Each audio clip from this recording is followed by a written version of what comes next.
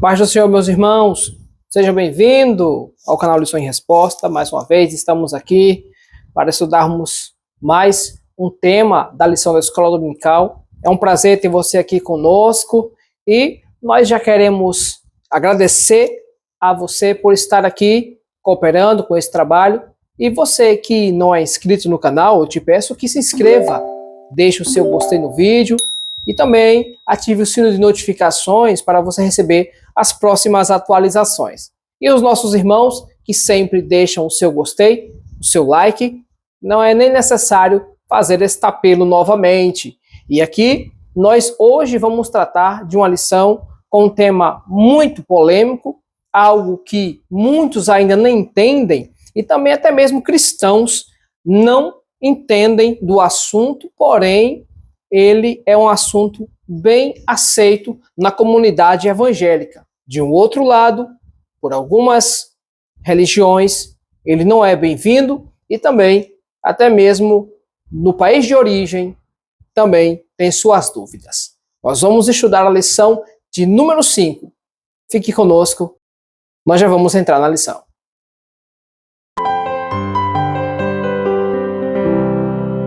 Hoje será a divindade de Jesus. Jesus é Deus ou ele não é Deus? E nós temos a obrigação de tentar fazer com que você entenda este assunto de uma vez por todas, visto que o debate ele se intensifica na sociedade e muitos já até se prontificaram a provar que controvérsias giram em torno do assunto. Porém, nós, pela virtude de Deus, por sua misericórdia, não temos o objetivo de tentar fazer com que o debate ele se estenda ou tentar fazer com que alguns acreditem em Jesus pela força. Como diz a palavra de Deus, que não é por força e nem por violência, mas sim pelo meu espírito. Mas nós vamos entrar no tema da lição e então nós já vamos entender de forma minuciosa o que Jesus é realmente. Se ele é Deus, se ele é somente filho de Deus, ou se ele é um ser humano normal que teve um privilégio de vir a essa terra e hoje ele é adorado. Vamos entrar aqui no tema da lição. A lição de número 5, do dia 2 de fevereiro, tem por tema Jesus é Deus. A afirmação deste tema, Jesus é Deus, e o texto áureo está inserido em João capítulo 1, e versículo 1 que diz assim: no princípio era o verbo, e o verbo estava com Deus, e o verbo era Deus. A verdade prática diz: a divindade de Jesus está muito clara e direta na Bíblia, além de ser revelada no seu ministério terreno, na manifestação dos seus atributos e obras divinas. A leitura bíblica em classe está inserido no Evangelho de Jesus que escreveu João. Vamos fazer esta leitura para dar embasamento dentro do tema que nós estamos aqui abordando. Para que fique claro, o nosso intuito é compreender as Escrituras sem alterar e sem também ignorar textos os quais eles fazem parte. Lembrando que a palavra de Deus ela não entra em contradição. Lembre-se disso, os textos bíblicos eles não entram em contradição. As diferenças linguísticas entre autores, alguns usam meios linguísticos mais formais, outros mais naturais. Porém, a complexidade dos textos, eles podem ser explicados à luz da Bíblia Sagrada. Se nas nossas traduções elas existem algumas maneiras de difícil compreensão, os textos originais, eles provam que a palavra de Deus não diverge de texto, nem sai fora da sua compreensão, ela não sai fora do seu tema, da sua mensagem, do seu arcabouço, ela não entra em conflito, ok? Nós vamos entrar na leitura bíblica em classe, que está inserida no Evangelho que escreveu João, no capítulo 1, nós vamos ler dos versículos 1 até o 4, então pula do 4 para o versículo 9, e faz uma sequência até o 14. Vamos ler, então. No princípio era o verbo, e o verbo estava com Deus, e o verbo era Deus. Ele estava no princípio com Deus. Todas as coisas foram feitas por ele, e sem ele, nada do que foi feito se fez. Nele estava a vida, e a vida era a luz dos homens. Ali estava a luz verdadeira que alumia a todo homem que vem ao mundo. Estava no mundo, e o mundo foi feito por ele, e o mundo não o conheceu. Veio para o que era seu, e os seus não o receberam. Mas a todos quantos o receberam, deu-lhes o poder de serem feitos filhos de Deus, aos que creem no seu nome, os quais não nasceram do sangue, nem da vontade da carne, nem da vontade do varão, mas de Deus. E o Verbo se fez carne e habitou entre nós, e vimos a sua glória, como a glória do unigênito do Pai, cheio de graça e de verdade. Amém. Leitura bíblica em classe, no capítulo 1, dos versículos 1 ao 4, e nos versículos 9 até o 14. Tá? Nós vamos entrar aqui nos objetivos que serão abordados nessa lição, para que nós tenhamos uma meta, uma diretriz a seguir, que é compreender Jesus é Deus. Os objetivos da lição são 3. O primeiro é demonstrar na Bíblia a natureza divina de Jesus. O 2, explicar a heresia do arianismo. E o 3, apresentar as implicações do arianismo na atualidade. Nós vamos entrar aqui na introdução, que fala da seguinte forma: o apóstolo João, como judeu monoteísta, instruído na sinagoga, não está apresentando um novo Deus, mas colocando o Verbo dentro da divindade dos seus antepassados. O apóstolo não admitia, em hipótese alguma, outra divindade senão só e somente só o Deus Javé de Israel. Marcos 12, 28 ao 30. Por isso, no prólogo do seu evangelho, ele descreve o Verbo com os atributos da deidade, aqueles que mais se destacam no seu relato do começo ao fim. Então, o apóstolo João ele está trazendo à luz da nossa compreensão que Jesus ele é o Verbo de Deus, o Logos, né? A palavra verbo em português, ela se escreve Logos na língua grega, né? No caso, língua na qual o Novo Testamento foi inscrito. Então, João, ele traz a clareza que no princípio era o Verbo e o Verbo estava com Deus e o Verbo era Deus. E no decorrer do seu evangelho, João, ele vai trazendo claras formas, pomposas formas de entendimento de que Jesus é Deus. Jesus, ele é o Deus Filho. São 3 pessoas coexistentes em uma única divindade. Jesus, ele é Deus Filho. Jesus, ele é Deus Filho, o Pai é Deus Pai e o Espírito Santo é Deus Espírito Santo. 3 pessoas subsistentes em uma só divindade. Não são 3 deuses, apenas um Deus. E João diz que no princípio ele estava. No princípio era o Verbo. Jesus, ele não é alguém que passou a existir no decorrer dos anos. Alguns acreditam, algumas seitas, algumas religiões, acreditam que Jesus, ele veio depois, ele é uma criação de Deus, assim como o homem foi uma criação, assim também como os seres angelicais. Mas não, Jesus, ele é o único que estava no princípio com Deus. Tudo foi feito por ele, de acordo com o texto que nós lemos na leitura bíblica em classe. Então, nós vamos entrar no primeiro ponto da lição para explicar a divindade de Jesus. O primeiro ponto fala a doutrina bíblica da divindade de Jesus. Jesus é Deus no primeiro subtópico. O segundo subtópico vai dizer seus atributos absolutos. Diz aqui no primeiro subtópico, o Novo Testamento é direto quanto à natureza divina de Jesus. E o Verbo era Deus. João 1:1.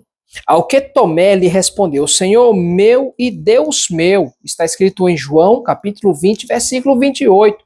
Tomé, na sua expressão de reconhecimento, onde ele ali já perdera as dúvidas, porque Tomé lhe duvidara de que realmente Jesus haveria de ressuscitar, e ele também continuou cético depois que os outros discípulos trouxeram-lhe a notícia de que Jesus havia ressuscitado. Então aqui Tomé diz: Senhor meu e Deus meu. Jesus, ele é Deus. Na ocasião em que Filipe perguntou: Senhor, mostra-nos o Pai, Jesus disse: eu e o Pai somos um. Quem vê a mim, vê o Pai. Então, a mesma essência de poder, a mesma essência divina, substância divina, era igual ao Pai. Nós podemos ler Filipenses no capítulo 2, no versículo 6, onde o apóstolo Paulo fala que Jesus, ele era igual ao Pai, mas ele não usou de usurpação para se dizer que era igual ao Pai. Filipenses capítulo 2, versículo 6 diz que, sendo em forma de Deus, não teve por usurpação ser igual a Deus. E o versículo 7 diz assim: mas aniquilou-se a si mesmo, tomando a forma de servo, fazendo-se semelhante aos homens. Então, é claro o texto em dizer que Jesus, ele simplesmente, ele era Deus, mas ele não usou de usurpação em querer ser igual a Deus. E só que, na ocasião em que Jesus veio aqui à Terra, ele assumiu a forma humana. Ele era 100% homem e 100% Deus. Em momentos distintos, Jesus agia simplesmente como homem.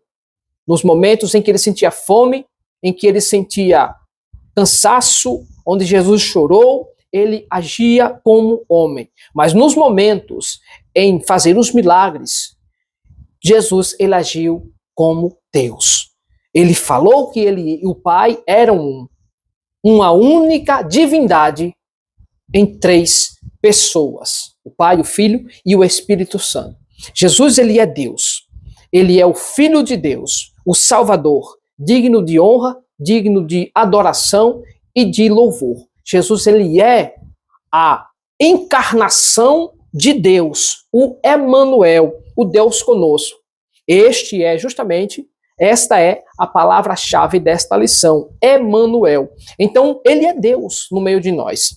Vamos mais à frente para ver aqui o que diz outros textos da lição. Colossenses 2:2 diz assim: para que os seus corações sejam consolados e estejam unidos em caridade e enriquecimento, da plenitude e da inteligência para conhecimento do ministério de Deus, Cristo. Então, Jesus, ele é Deus.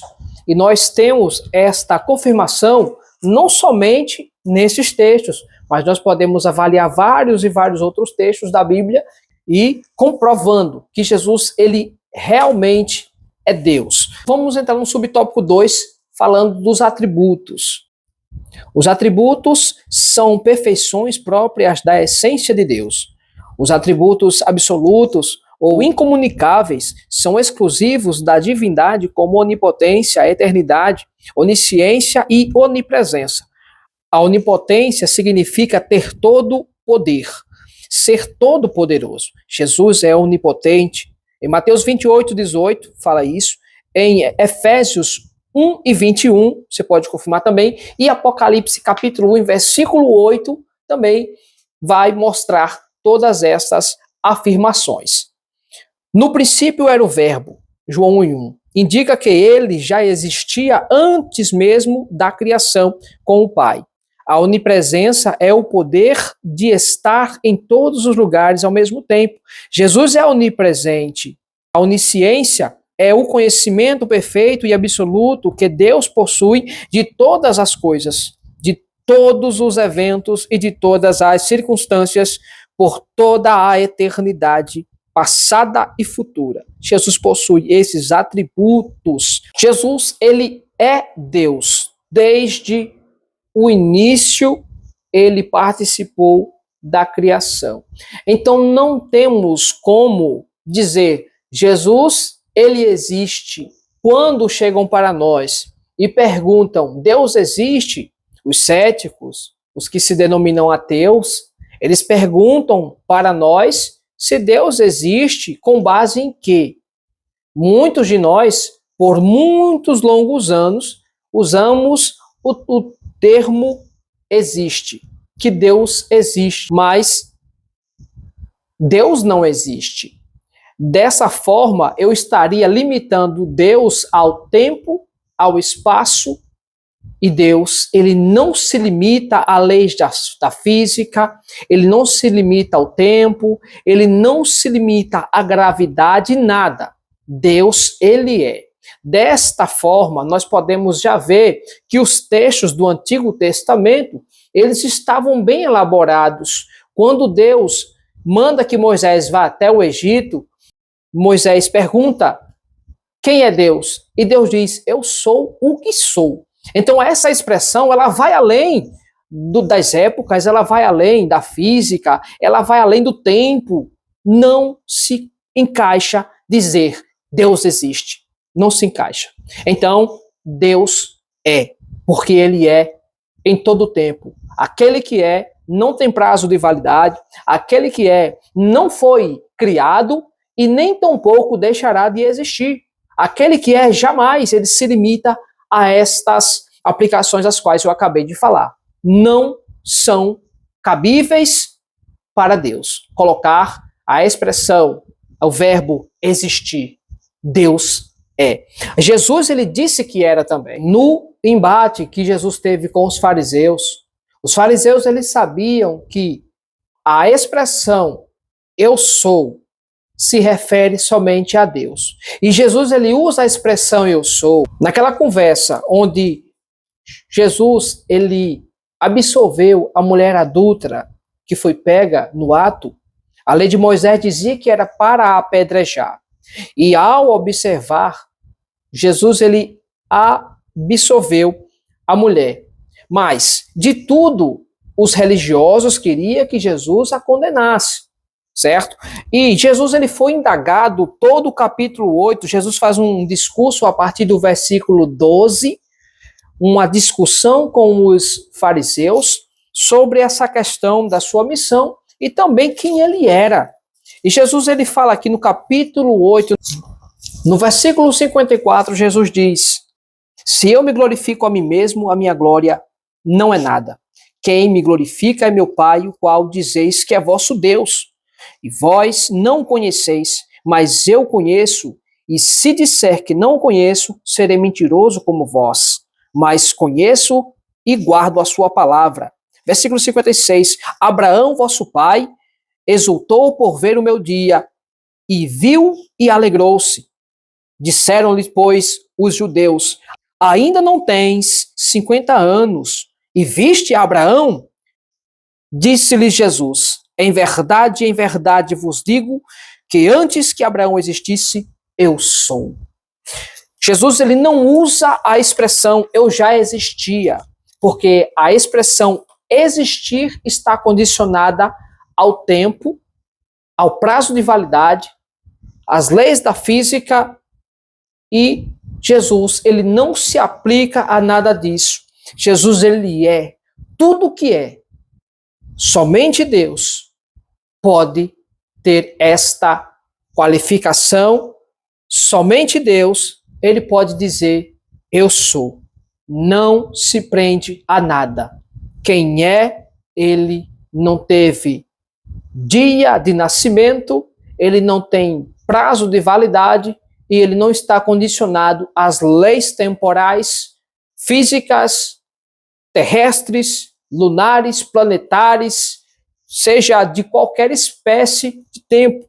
Jesus, ele não está sujeito às leis cósmicas, universais, de forma nenhuma. Jesus, ele é Deus. Muito bem, vamos entrar agora na segunda parte da lição, falando sobre a origem do arianismo, que este é o segundo objetivo desta lição. Diz aqui, a heresia que nega a divindade de Jesus. O arianismo. Os primeiros a negarem a divindade de Jesus foram os ebionitas, seguidos pelos monarquianistas dinâmicos. Mas a heresia principal que abalou os fundamentos da igreja foi o arianismo. O termo arianismo vem de Ário, o expoente dessa doutrina. O fundador da heresia arianista era Ário, um presbítero da igreja em Alexandria, no Egito. Ário, ele simplesmente não acreditava que Jesus, ele era Deus, mas ele acreditava que Jesus era alguém criado, assim como o homem foi e também os anjos. Dessa forma, Jesus ele não poderia se encaixar como Deus. Ele acreditava que Jesus era um homem perfeito, porém que não era Deus. Contudo, a igreja no Egito, a igreja de Alexandria, o retirou das suas funções. No caso de pastor, ele passou a ser um mero congregado, mas que não abandonou as suas ideias sobre as qualidades de Jesus. Ário pediu ajuda para um dos seus amigos influentes e a questão chegou até o imperador no tempo, Constantino, no ano 318, foi onde surgiu a ideia arianista e daí também as questões, ela tomou uma proporção mais avantajada, que chegou a ser motivo da formação do primeiro concílio, o concílio de Niceia. E então Ário ele foi reprovado, ele teve a sua ideia reprovada por mais de 300 pastores. Alguns poucos deles se abstiveram de assinar o decreto onde ali explicava que uma profissão de fé, reconhecendo que Jesus é Deus, da mesma substância do Pai, Jesus, ele foi reconhecido pela igreja no quarto século. E Ário, ele não desistiu das suas ideias, mas continuou fazendo com que as ideias dele se propagassem. A ideia só se desgastou ainda mais porque ela ia contra a palavra. Mas nós podemos ver que hoje esse movimento ainda continua. O ponto 2 do tópico 2, o subtópico 2, aí do ponto 2 diz: Ário e seus seguidores pensavam as escrituras aqui e acolá em busca de algumas passagens bíblicas para dar sustentação às suas crenças. Seguem algumas delas, as mais emblemáticas. O Senhor me criou no princípio dos seus caminhos. Provérbios 8 e 22, o qual é a imagem do Deus invisível, o primogênito de toda a criação. Houve tempo em que o Filho não existia. Outra passagem favorita era: e a vida eterna é esta, que conheçam a ti por único e verdadeiro Deus. Essas pessoas, elas usam textos desconexos da palavra de Deus, onde o texto está se referindo a uma outra situação, mas eles usam o texto fora de contexto. Já dizia um pregador: texto sem contexto é pretexto para a heresia. E isso nós podemos ver aqui já nesta lição. Ário, ele teve a infeliz ideia de tentar fazer uma religião que explicasse que Jesus não era Deus. E esses textos, eles são utilizados ainda hoje, conforme nós vamos ver no tópico 3 a seguir. O tópico 3 fala: implicações do arianismo na atualidade. Diz aqui: a tradução do Novo Mundo. A exemplo do arianismo, há um movimento religioso que usa a Bíblia fora do contexto, por meio de uma versão exclusiva das Escrituras, denominada de tradução do Novo Mundo. Trata-se de uma versão tendenciosa. Veja alguns exemplos de suas falsificações. E a palavra era um Deus, em João capítulo 1 e versículo 1. Nisso aqui, a palavra ela foi adulterada. A Bíblia da tradução do Novo Mundo, no caso das Testemunhas de Jeová, elas adulteraram o texto que diz: no princípio era o verbo estava com Deus e o verbo era Deus, substituído por um Deus. Então, simplesmente a pronúncia adulterada na frase, ela levou a uma conclusão diferente sobre o assunto. Simplesmente o texto foi adulterado. Então, como nós podemos ver a partir da lição, a tradução do Novo Mundo, no caso, as Testemunhas de Jeová, eles usam a Bíblia deles, pela esta editora, a tradução do Novo Mundo, e ela vem com vários textos alterados, quando o texto se refere que Jesus é Deus, igual a Deus, aí eles mudam o texto, colocam uma palavra diferente para caracterizar que Jesus era um Deus. Quando o Antigo Testamento, para se referir às divindades falsas, utilizavam o termo Deus com D minúsculo. O verbo Deus era colocado com D minúsculo. Isso, o Antigo Testamento, ele colocava de forma simplesmente caracterizando que aquela divindade não era o Deus Todo-Poderoso, o Deus Criador. Não era Javé, não era o Deus Elohim, não. Isto era caracterização de deuses pagãos. A palavra era Deus, ou o verbo era Deus. O texto sagrado declara: grande Deus e nosso Senhor Jesus Cristo, em Tito 2:13. Nosso Deus e Salvador Jesus Cristo, em 2 Pedro 1:1. Então esses textos, eles podem ser vistos. 2:13 de Tito diz: e aguardando a bem-aventurada esperança e o aparecimento da glória do grande Deus e nosso Senhor Jesus Cristo. O grande Deus e nosso Senhor, isso aqui está se referindo Deus e Senhor em uma só pessoa. Jesus é Deus, Jesus, ele é Senhor. Então, a tradução do Novo Mundo, eles fazem adulteração desses textos, colocando palavras que deixam entender pelo texto que Jesus não é Deus. Mas em várias partes da Bíblia, o Novo Testamento, ele está dizendo que Jesus é Deus. As Testemunhas de Jeová, eles têm essa finalidade. Quando chega alguém na nossa casa, batendo na porta, dizendo, deixa eu falar da Bíblia para você, essas pessoas elas já vêm com argumentos pré-definidos, não de origem própria, não de intelectualidade própria, não daquilo que eles estudaram, eles buscaram e entenderam, não. É simplesmente um treinamento que eles recebem para assim passarem. Infelizmente, o mundo, ele tem a tendência a acreditar naquilo que é mais fácil. E a palavra de Deus, ela realmente, ela deixa isso claro. Jesus disse que os filhos das trevas são mais prudentes do que os filhos da luz. Nós podemos entender, pela Bíblia Sagrada, que é mais fácil acreditar na mentira do que acreditar em uma verdade contada por alguém que conhece a palavra de Deus. Então, nós temos hoje esse movimento arianista ainda agindo na atualidade.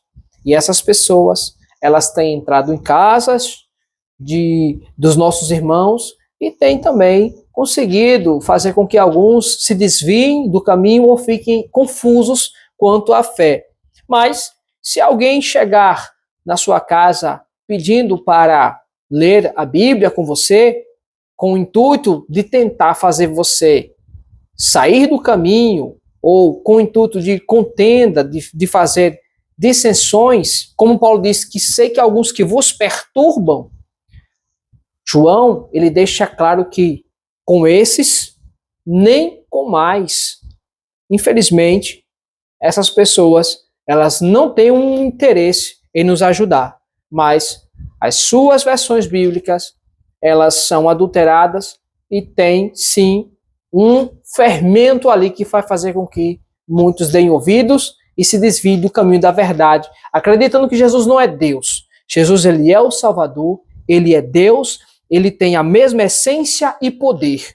Tanto é que ele ressuscitou no terceiro dia. Jesus disse: a minha vida eu dou, ninguém a tira de mim. Eu dou e torno a tomá-la. Jesus, ele deu a vida por nós.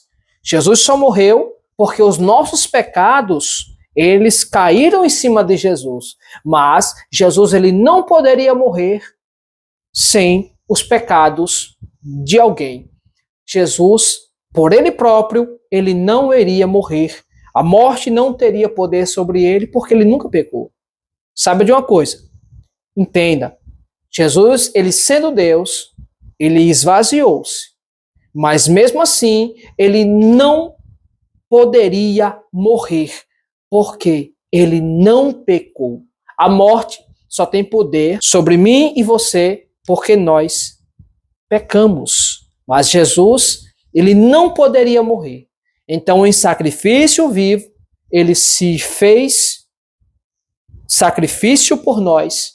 E então, os nossos pecados, a semelhança do Antigo Testamento, onde o animal era colocado ali para ser imolado pelos pecados do povo, o homem vinha, colocava a mão sobre o animal e ali os pecados eram passados do homem para o animal e o sacerdote fazia o ritual assim, encobrindo o pecado. Jesus, ele recebeu os nossos pecados e morreu por causa dos nossos pecados. Mas por ele mesmo, ele não teria morrido, porque a morte não tinha poder sobre ele, porque ele nunca pecou. Isso é um mistério que é bom ser entendido, para que nós entendamos de uma vez por todas que ninguém tem o poder de se salvar. Ninguém tem o direito. Eu tenho o direito, eu sou bom, eu posso me salvar. Não. Você só pode ser salvo com a condição de receber Jesus como Senhor e Salvador. Porque a vida é dele. Ele comprou com o seu sangue, nos dá a oportunidade de recebermos a ele, para que um dia nós possamos morar no céu. A sua justiça, as suas esmolas, todos os seus atos de bondade, esses não poderão lhe salvar no grande dia final. Não poderão. Quando Jesus estava na cruz, que aquele malfeitor reconheceu que Jesus era Senhor, ele obteve salvação, não por causa dele próprio, mas por causa de Jesus. Ele disse: lembra-te de mim quando entrares no teu reino. E Jesus abriu a boca e disse: em verdade te digo que hoje estarás comigo no paraíso. Não tem como nós nos salvarmos por nós mesmos. Salvação é unicamente por Jesus, tá bom? Muito bem, então a conclusão já foi dada dentro disso que eu falei, que Jesus é Senhor, que Jesus é Deus, que Ele é Salvador. Então, nós vamos ficar por aqui e no próximo domingo, na próxima lição, na lição 6, estaremos nós aqui de volta para aplicarmos mais um estudo da Palavra de Deus. Forte abraço, Deus te abençoe. Em nome de Jesus, até a próxima. Amém.